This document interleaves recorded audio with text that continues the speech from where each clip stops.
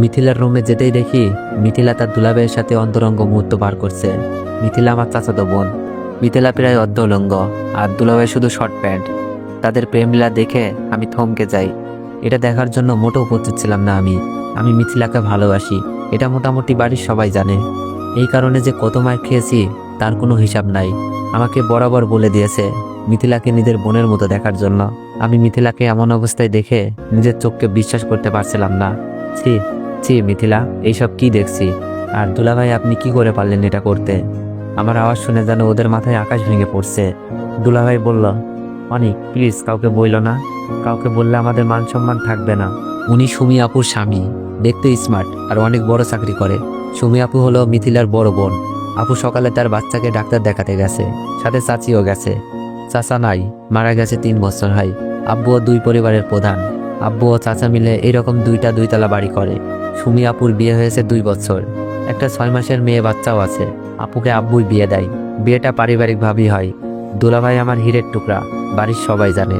কিন্তু তার চরিত্র যে এত খারাপ আমি নিজেও ভাবতে পারছি না। আর মিথিলা এটা কিভাবে করলো? মিথিলার মতো ভদ্র মেয়ে 3 গ্রাম খুঁজেও পাওয়া যাবে না। মিথিলার সৌন্দর্য পরিবারের লোকজন ছাড়া বাইরের কেউ দেখে নাই।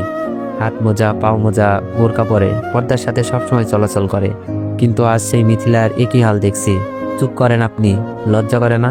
আবার কথা বলেন। আর মিথিলা, তুই না পর্দা করিস, কোনো পরপুরুষের সামনে যাস না, এই তোর পর্দার আড়ালের চেহারা? আমার কথা শুনে মিথিলা কিচ্ছু বলছে না, নিজেকে ঢেকে শুধু কেঁদেই যাচ্ছে। তোর জন্য তো পুরো পদ্মাশীল নারীর সম্মান নষ্ট হলো। কি দরকার ছিল পদ্মা করার? পতিতা পল্লীতে গেলেই তো পারতিস। এই মিথিলাকে যখন আমি বলতাম, মিথিলা আমি তোকে ভালোবাসি, তোর জন্য সব করতে পারবো, তখন মিথিলা আমার চরিত্র নিয়ে কথা বলতো আর আব্বুকে বলে আমাকে মার খাওয়াইতো। মিথিলা কান্না করতে করতে বলল, অনিক কাউকে বলিস না প্লিজ। মিথিলা, আমি যখন তোকে ভালোবাসি বলতাম, তুই আমার চরিত্র নিয়ে কথা বলতি, আব্বুর কাছে মার খাওয়াইতি। আজ তোর আসল রূপটা দেখুক সবাই। আর দুলা ভাই, আপনাকে আর কি বলবো? আমি রুম থেকে বের হয়ে যাচ্ছিলাম। ওদেরকে যতই বলি রূপ দেখিয়ে দিব, কিন্তু সুমি আপুর সংসারটা কি হবে? আর একটা 6 মাসের মেয়েও আছে তাদের। আর মিথিলা তো আমার চাচাতো বোনও, যাকে আমি ভালোবাসি। তার সম্মান কি করে নষ্ট করি? দুলাভাই মাথা নিচু করে বসে আছে। আমি বললাম, দুলাভাই আপনি এখন এখানে বসে আছেন? আমার কথা শুনে দুলাভাই রুম থেকে বেরিয়ে যায়। আমি বললাম, মিথিলা অন্তত তোর কাছ থেকে এটা আশা করি নাই, কাজটা কিন্তু বেশি ভালো করিস নাই। বলেই যখন রুম থেকে বের হতে যাব, দেখি দরজা আটকানো। মিথিলা চিল্লাতে শুরু করে দিছে, অনিক আমাকে ছেড়ে দে প্লিজ, আমার এত বড় সর্বনাশ করিস না, আমি তোকে ভাইয়ের মতোই ভাবি। অনিক না প্লিজ। মিথিলার কাণ্ডে আমি বাকরুদ্ধ। সেই সুযোগে মিথিলা ভিতর থেকে দরজা আটকিয়ে দিছে। আমি কথা বলতে পারছি না, গলা দিয়ে আওয়াজও বের হচ্ছে না, মনে হচ্ছে হাত পা সব বেঁধে রেখেছে কেউ। অনিক তুই আমার এত বড় সর্বনাশ করিস না প্লিজ, আমি তোর পায়ে পড়ি। মিথিলা তার কাপড় চোপড় ছিঁড়তে লাগলো, প্রায় অনেক অংশ ছিঁড়ে ফেলছে। আমি অনেক কষ্টে মুখ থেকে বের করলাম, মিথিলা কি হচ্ছে এইসব? মিথিলা অনেক জোরে চিল্লাচার বলছে, কেউ বাঁচাও, অনিক প্লিজ ছেড়ে দে, আমি যেখানে ছিলাম সেখানেই দাঁড়িয়ে আছি। মিথিলার এমন কাণ্ডে শরীরের শক্তি হারিয়ে ফেলেছি। বাইর থেকে দরজা ধাক্কাতে লাগছে দুলাভাই, আর দরজা খোলার জন্য চিল্লাতে লাগলো। দুলাভাইয়ের চিল্লানি শুনে আব্বু আম্মু ভাইয়া ভাবি সবাই মনে হয় চলে এসেছে। জোরে দরজা ধাক্কাতে ধাক্কাতে দরজা ভেঙে ফেলে সবাই। দরজা খুলতেই মিথিলা আব্বুর পেছনে গিয়ে লুকাই। মিথিলার কাপড় চোপড় ছেঁড়া দেখে আন্দাজ করে ফেলে মিথিলার সাথে খারাপ কিছু হতে যাচ্ছিল। মিথিলা নাকা কান্না করছে। মিথিলাকে ভাবি আগলে নাই, আর সবাই আমার দিকে অগ্নিচক্ষু দেখাতে লাগলো। আব্বু আমার সামনে এসেই ঠাস ঠাস করে কয়েকটা চর বসিয়ে দেয়। ভাইয়া এসেও অনেকটা চর মেরেছে। আমি কিছু বলতে যাব, সেই সুযোগ নাই, সবকিছু এত দ্রুত হচ্ছিল। মিথিলা, অনেকটা তোমাকে কলেজে যাওয়ার জন্য ডাকতে এসেছিল, তোমাকে এত খারাপ অবস্থা দেখা যাচ্ছে কেন? অনেক কি তোমার সাথে কিছু করেছে?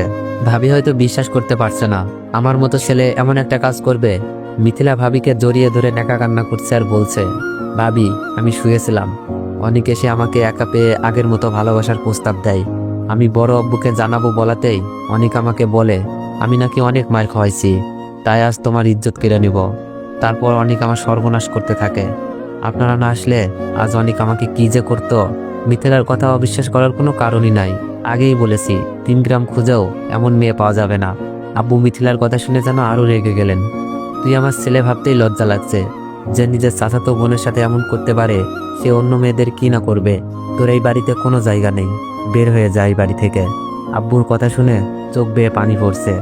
মাথা নিচু করে কান্না করতে করতে বললাম, আব্বু আমি কিছু করি নাই, ওই তুই আমাকে আব্বু বলবি না, আজ থেকে আমার একটা ছেলে, তুই মরে গেছিস। আব্বুর মুখে এই কথা শোনার থেকে মরে যেতে পারলেও অনেক বেশি খুশি হতাম। আম্মুকে বললাম, আম্মু আমি কিছু করি নাই। মিথিলা কথা আটকে দিয়েই আম্মু বলল, জানি না কোন পাপে তোকে পেটে ধরেছিলাম। আম্মুর মুখে কথা শুনে মনে হচ্ছে কলেজা ছিঁড়ে যাচ্ছে। আর কাকে বলবো, যেখানে আমার গর্ভধারিণী মাই বিশ্বাস করলো না, আমাকে কিছু বলতেও দেয় নাই।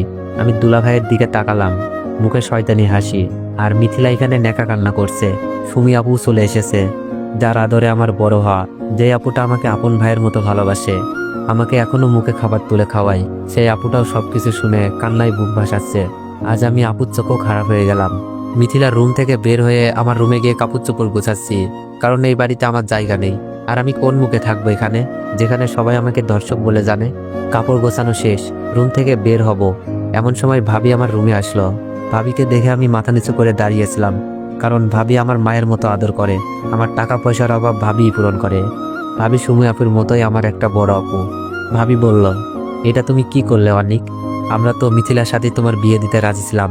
আব্বুকে না হয় আমরা বুঝিয়ে নিতাম, তার জন্য জোর করে। আমি কান্না করতে করতে বললাম, ভাবি আমাকে মাফ করে দিও, আমি পারি নাই সবার সামনে সত্যটা বলতে। ভাবি বলল, কি সত্য বলতে পারো নাই? আমি বললাম, ভাবি কথা দেন, কথাগুলো কাউকে বলবেন না। ভাবি বলল, বলো, বলবো না কাউকে। আমি কান্না সুরে বললাম, ভাবি আমি মিথিলার সাথে এমন কিছুই করি নাই। ভাবি বলল, তাহলে মিথিলার কাপড় চোপড় ছেঁড়া কেন? ভাবি আমি মিথিলাকে ডাকতে গিয়ে দুলাভাই আর মিথিলার পাপ কাজে লিপ্ত থাকতে দেখি। আমি তাদের অপমান করি, ভয় দেখাই, বাড়ির সবাইকে বলে দিব। কিন্তু পরে আপুর সংসার আর মিথিলার সম্মানের কথা ভেবে থমকে যাই। আমি রুম থেকে বের হতে যাচ্ছিলাম, দুলাভাই বাইর থেকে দরজা লক করে দেয়। মিথিলা জোরে জোরে কাঁদতে থাকে আর কাপড়গুলো ছিঁড়তে থাকে।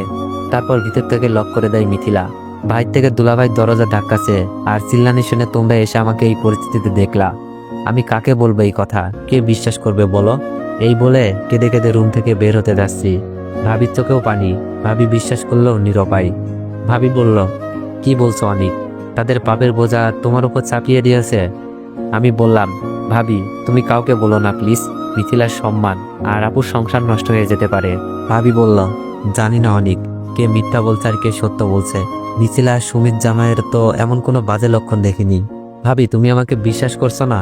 তাহলে এটা দেখো, আমি সুযোগে সবকিছু ভিডিও করে রেখেছিলাম। ভেবেছিলাম কাউকে দেখাবো না, কিন্তু পরিবারের সবচেয়ে প্রিয় মানুষটার চোখে নিজেকে খারাপ বানাতে পারি নাই। ভাবি মোবাইল নিয়ে যেতে চাই। অনিক এই ভিডিও এখনই আব্বুকে দেখাবো। ভাবি প্লিজ কথা দিয়েছো কাউকে বলবা না। সবার চোখে খারাপ হলেও তোমার চোখে যেন ভালো হয়ে থাকতে পারি, তাই তোমাকে সব বললাম। কথা শেষ করতেই ভাইয়া ভাবিকে বলছে, এই ধর্ষকের সাথে কিসের এত কথা? ভাবির চোখ দিয়ে অনবরত পানি পড়ছে। ভাবি আমার হাতে অনেকগুলো টাকা দিয়ে বলে, টাকার দরকার পড়লে যেন আমাকে জানাই। ভাবির চোখ মুছে আমার রুম থেকে বের হয়, কিন্তু আমার চোখের পানি জোড়ায় না। রুমটার প্রতি মায়া লাগছিল। আব্বুর পায়ে একবার সালাম করতে মন চাচ্ছিল, কিন্তু সেই সাহস আজ আমার নেই। সবাই আমার চলে যাওয়া দেখছে। ভাবি সবার চোখের আড়ালে বারবার চোখ মুছছে। 12টার বাসে রওনা দিলাম ঢাকার উদ্দেশ্যে।